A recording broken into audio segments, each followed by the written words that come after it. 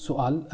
حين ننظر إلى تجربة حزب العدالة والتنمية وننظر إلى تجارب أخرى عربية مثل تجربة الحركات الشبيهة بحزب العدالة والتنمية مثل الإخوان المسلمين، حزب الحرية والعدالة في مصر، ولا حركة في المغرب حزب العدالة والتنمية المغربي، ولا حزب النهضة التونسي، تقريبا التجارب العربية لم تنجح. في المقابل نجحت، أو إلى الآن تصنف تجربة حزب العدالة والتنمية على أنها تجربة ناجحة. لماذا نجحت التجربة التركية ولم تنجح شقيقاتها من التجارب العربية؟ طبعا كل دولة وكل بلدة لها ظروف يختلف عن الآخر. أنا لا أقول تركيا طبعا هي نموذج، الحمد لله صارت نموذج وتتابع تلهم الآخرين أيضا بكل إيجابياتها، ولكن هذا ليس بعيدا عن سلبياتها وعن بعض قصورها. لا أريد من هذا من باب الإنصاف، لابد أن ننظر لمشهد مصر أو بعض البلاد الأخرى. مثلا في تركيا كان في منذ بداية ال50 كان في ديمقراطية حقيقية ليست مزورة.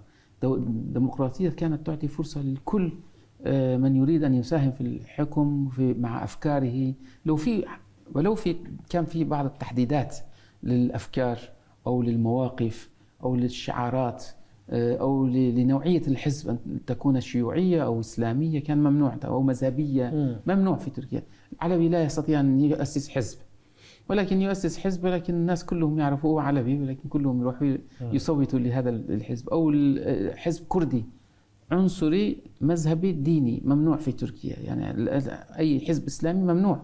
لا لأن هذا تأتي من ناحية رأينا فرصة في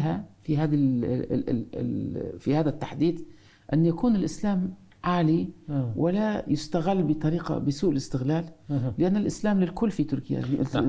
يعني الشعب التركي 99% مسلم، ولماذا نحدد حزب العدالة والتنمية فقط يكون حزب للمسلمين فقط؟ لا، أنا أقول الآن كل الأحزاب في تركيا، حتى كل الأحزاب في تركيا عليهم أن يكونوا مسلمين وأن يكونوا يمثلوا المسلمين. هذه من ناحية أخرى. ومن ناحية أخرى طبعا في مصر ما كان في انتخابات، لا في مصر ولا في أي بلدة عربية لا يوجد انتخابات حقيقة، ومساحة السياسة ضيقة جدا وتضاق من قبل استبداد، والاستبداد يمنع أي حركة سياسية أن تنجح بهذه الطريقة.